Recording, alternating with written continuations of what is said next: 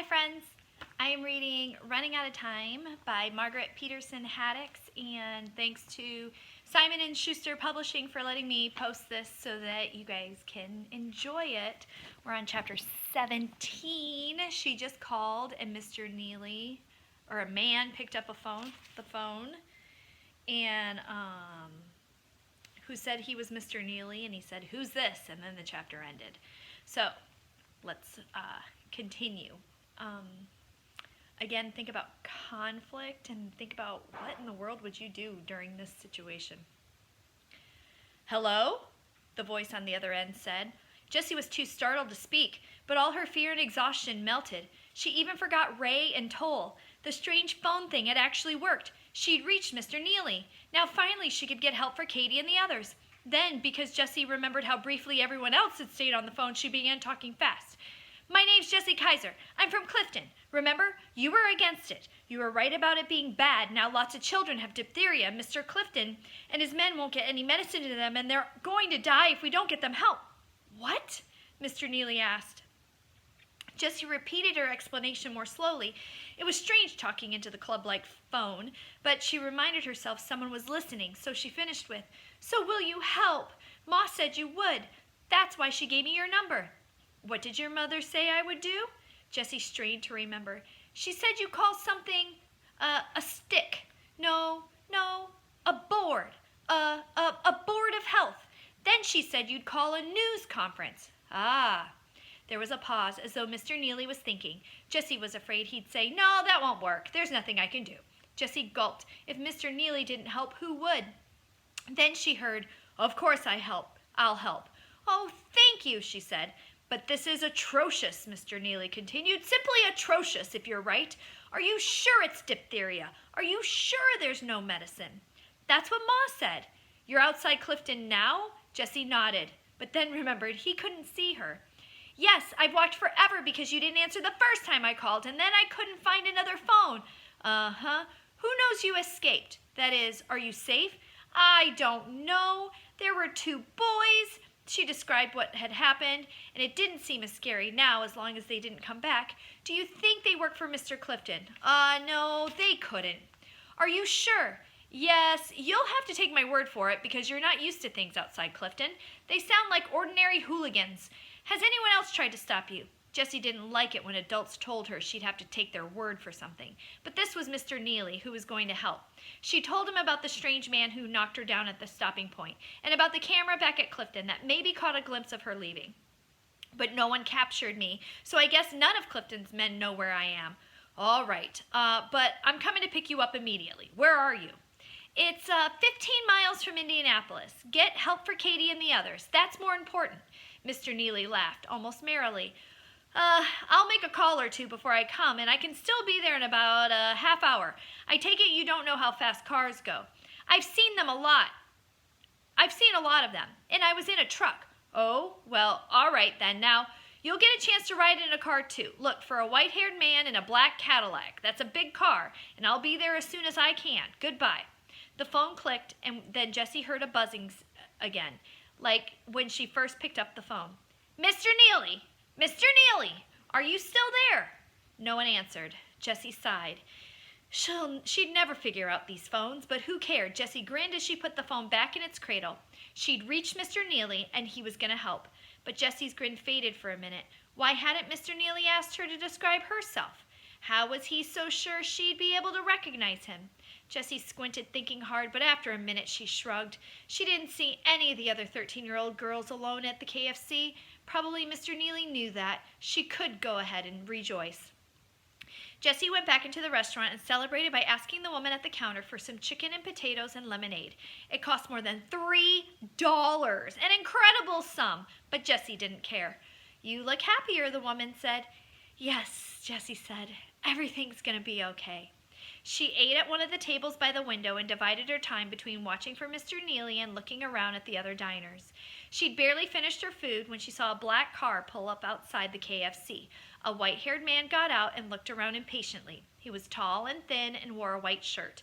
Though she knew it was probably silly, Jessie was relieved that he didn't have a cloth strip hanging from his neck like that strange man from the stopping point. Jessie turned for the door, then slowed down outside. She suddenly felt shy. Up close, Mr. Neely had small, squinty eyes, but he smiled when she stepped up and said, "Mr. Neely, you must be Jessie. Get in. We can talk on the way to my place." Jessie slid in onto seats that seemed to be made of leather. Mr. Neely's car was even more luxurious than the Seaward's best carriage. "Ready?" "Yes. This car, it's so nice." "Well, thank you. It's the newest model." Jessie almost giggled at how polite they were being. It was especially strange when Jessie really felt like throwing her arms around Mr. Neely and hugging him and yelling out, "Thank you, thank you, thank you for helping." "Did you call the Board of Health and the news conference?" she asked eagerly as Mr. Neely turned the key by the steering wheel. "I did call the health department, but I don't think I'll have to call a news conference after all because the people I talked to are going to take medicine to Clifton immediately. I'll just make a few follow-up calls later." "Will my sister and the others be okay?" Jessie asked. Mr. Neely winced, and then Jessie decided that maybe people still thought okay was a bad word in the 1990s, so she tried again. "Will they be all right?" "Oh, yes, trust me. I'm taking care of everything." Jessie still felt a little worried. She probably would until she saw Katie and the others all healthy again. But she didn't want Mr. Neely to think she didn't believe him, so she just nodded and sat silently as the car began to move. She heard a slight humming and felt a slight vibration under her feet, but it was nothing like the racket in the bread truck. Soon they were gliding on the big road, 37. It felt like they were hardly moving at all. "How fast are we going?" 55. That is, if we travel at this speed for a full hour, we would have gone 55 miles. Jessie gasped. It didn't seem possible, but then she thought of something. "If we could go that fast, couldn't you just take me back to Clifton? I miss my ma and pa, and I want to see Katie and—" It struck her as sad suddenly that Mr. Neely didn't know Jessie's family. If Jessie mentioned Katie to any of her neighbors, they'd know exactly who she meant. But Mr. Neely, as much as he was helping, had never met anyone Jessie knew. "You want to go back to Clifton? I don't think that's a good idea. I don't want to scare you, but Clifton's men could still make trouble for you. You're safe with me, though, and I'll take you back when it's safe there, too." "Oh," Jessie said weakly. "Now, why don't you tell me about how you escaped from Clifton? You were smart to find a way out." "Ma did that, not me," Jessie said, and she told him about the King of the Mountain Rock.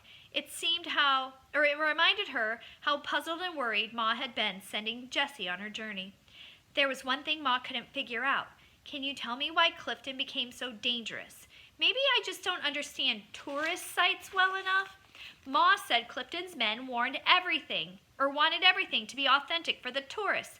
But I saw the tourists, and I don't think any of them wanted children to die. Mrs. Spurning, the guide, said modern medical care was available in Clifton, and no one got upset except me because I knew it wasn't true." Jessie thought her question was getting confusing, so she looked at Mr. Neely to see if he understood. His brow was crinkled. He looked angry, but maybe Jessie just couldn't see very well because it was dark in the car. "That's a hard question. I can't answer it." Jessie frowned, disappointed. Then she decided she shouldn't expect Mr. Neely to solve everything. In the silence between them, Mr. Neely turned a knob near the street wheel. Suddenly, music surrounded Jessie. She jerked her head around, looking for all the fiddles, flutes, trumpets, and drums. Mr. Neely laughed at her reaction. "I take it this is your first exposure to radio. The radio, this box in my dashboard, picks up sound waves broadcast by radio stations. I changed the channel to get different stations." He turned another knob and someone said, "The weather tonight will be..." Another turn and different music thrummed out. Loud and ruckus, Mr. Neely switched back to the flowing fiddles. The idea of a radio was so outlandish, Jessie almost thought Mr. Neely was playing a prank on her. "Actually, I guess I heard a radio once before." "Really? Where?" "In the bread truck." She described what she heard and decided maybe that had been a radio. Radio wasn't any more preposterous than the miracle lights she'd been under in Clifton, or the cars that moved without horses, or the strange cold that surrounded the bottles at the stopping point. "Oh," Mr. Neely paused, "and how did you get into that bread truck?" And Jessie explained. "Everything outside Clifton must seem odd to you," he said. "What was it like living there? Did you really believe it was 1840? "Yes, of course, everyone did. Well, I guess not the grown-ups, but they sure acted like it." Then Mr. Neely asked a lot of questions about Clifton, even more than he'd asked about the diphtheria. And at first Jessie thought it was strange, but then she changed her mind. He knew what diphtheria was, but he'd never been to Clifton. So Jessie described the Kaiser cabin with the picture of Andrew Jackson on the wall. She described the school where Mr. Smythe ruled with an iron fist or a big switch, whichever he feels more like using that day. She started talking about her family, Ma, Pa, Hannah, Andrew, Nathan, Bartholomew, and Katie, but a tide of homesickness came over her, and she almost began crying right there in front of Mr. Neely. This was the first time she'd been away from her family, and what a strange way to leave. But still, Jessie Kaiser didn't cry in front of strangers. Did your mom tell your brothers and sisters what year it really is? And do you think they've told the other children in the village now? Can we talk about this later? Jessie asked, squeezing the words past the lump of tears in her throat. Mr. Neely looked over at her and said it in a kinder tone.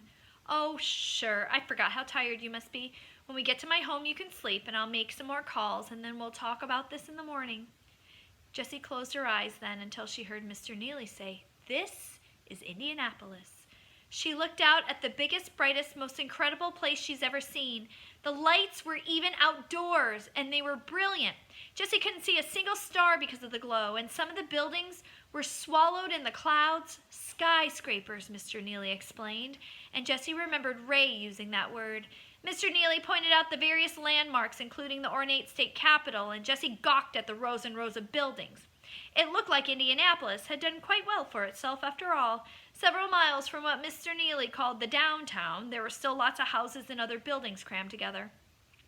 It all made Jessie feel unbelievably small, but she couldn't stop looking around in awe. Even if just one person lived in every building, Jessie hadn't known there were so many people in the world. Finally, Mr. Neely turned into an area where all the buildings looked alike, brown brick and tan wood. "This is my apartment complex. I live right there." He pointed to a door that looked like every other door in the place. Jessie wondered how he could even tell the difference, but she thought it might be rude to ask. They entered a luxurious room with a floor covering that was soft and plush.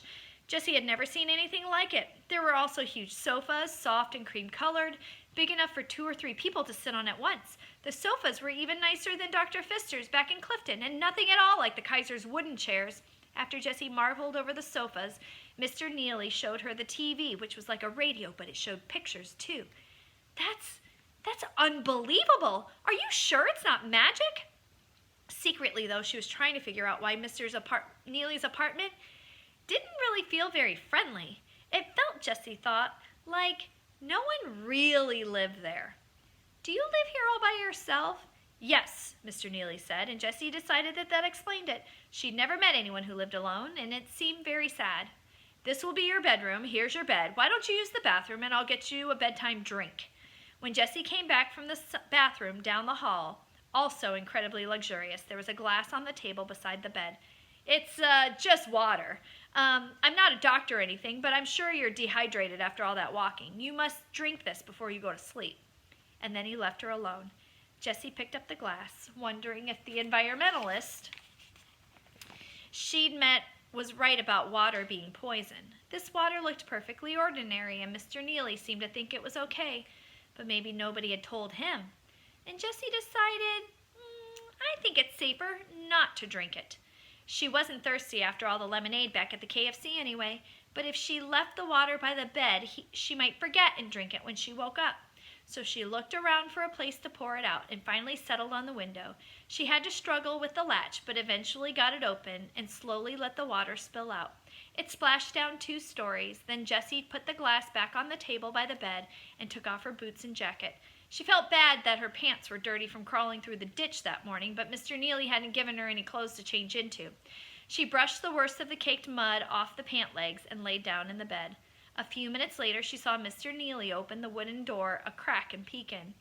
Jessie was too tired to talk anymore, so she just pretended to be asleep until she heard him pull the door all the way shut. And then Jessie thought she really would go to sleep, but for some reason she couldn't. She said quick bedtime prayers without getting up. Thank you, God, for making everything okay, but only felt even more unsettled. She thought about all the times she'd been scared that day, leaving Clifton, meeting the environmentalists, talking to Ray and Toll, and she kept thinking about Katie and the other children and how sick they were and how terrible it would be if they didn't get medicine. and Jessie reminded herself that of what Mr. Neely had said. "Trust me, I'm taking care of everything." So why couldn't Jessie relax and go to sleep? What do you think's up? To make herself feel better, Jessie crept over to the wooden door and listened closely. Distantly, she could hear the murmur of Mr. Neely's voice. He'd said he was going to make more phone calls, so Jessie decided to try to hear who he was calling and what else he was doing to get help. So Jessie opened the door and slipped out into the hall, and Mr. Neely was in another room with the door shut. Jessie hesitated outside that door. She'd just listen for a minute, and then she'd creep back to bed. "Yes, I've got her," she heard Mr. Neely say. "I drugged her, so we've got some time. How much do you want me to find out? She knows way too much. We may have to kill her." Dun dun dun. That's a pretty suspenseful way to end. But I'm going to read one more chapter. Chapter 18. Jessie gasped out loud, then clapped her hand over her mouth to stifle the noise. What did he mean? We may have to kill her. This was Mr. Neely. Ma said he was going to help. She doesn't suspect anything, Mr. Neely was saying. Remember, she's grown up 19th century, not like suspicious teenagers today. There was a pause, as if Mr. Neely was listening to someone. Jessie's knees quaked. She knew she should run now before Mr. Neely came out and discovered her, but she felt frozen. That doesn't matter. We started this. We have to see it through. No, we can't just take her back to Clifton. No, she knows too much. She's ridden in cars and all. I showed her a radio and TV myself. You think that changes things? Silence again. Jessie's heart pounded. Her mind felt foggy, and she realized she'd been holding her breath. She exhaled slowly. Of course I didn't have to show her the radio and TV, but I wanted to get a reaction to make sure she'd never seen them before, Mr. Neely said. He seemed to be listening again. Well, we can all meet her. Yeah, I can't leave the girl, and you're not leaving me out. Not now. All right, 15 minutes. Bye. So was he done on the phone? Was he coming out? Would he discover her listening? Then what would he do? Jessie couldn't get her mind to believe Mr. Neely wanted to kill her, but she managed to make her legs move again. She dashed back to her room where Mr. Neely thought she was sleeping. Silently, she closed the door, just in case he checked her out on her again. She lay back down on the bed and closed her eyes. It was all she could do to keep her body still and peaceful looking when she felt so frantic. What was she going to do? What? In spite of herself, Jessie's whole body began to shake with fear. She had to escape, but she couldn't get past Mr. Neely. Think, she ordered herself. Think! Could she wait until Mr. Neely fell asleep? No, he had said something about people meeting there in 15 minutes. Jessie tried to calm herself by repeating, "It's okay, like she had before, but this time it didn't work. Nothing made sense. Why had Ma told her to go to Mr. Neely if Mr. Neely wanted her dead? How could Ma have been so wrong? Jessie didn't know what to think about Mr. Neely, but she knew Ma wouldn't want Jessie to die. Was Ma even more confused about the world outside Clifton than she thought? Dimly, Jessie heard the door into the apartment open and close. A man's low voice rumbled, but Jessie couldn't make out the words. If she listened, would she understand why Mr. Neely wanted to kill her? Jessie crawled to the door to the main room and pressed her ear against the wood. Miles is panicking, she heard Mr. Neely say. Doesn't want blood on his hands.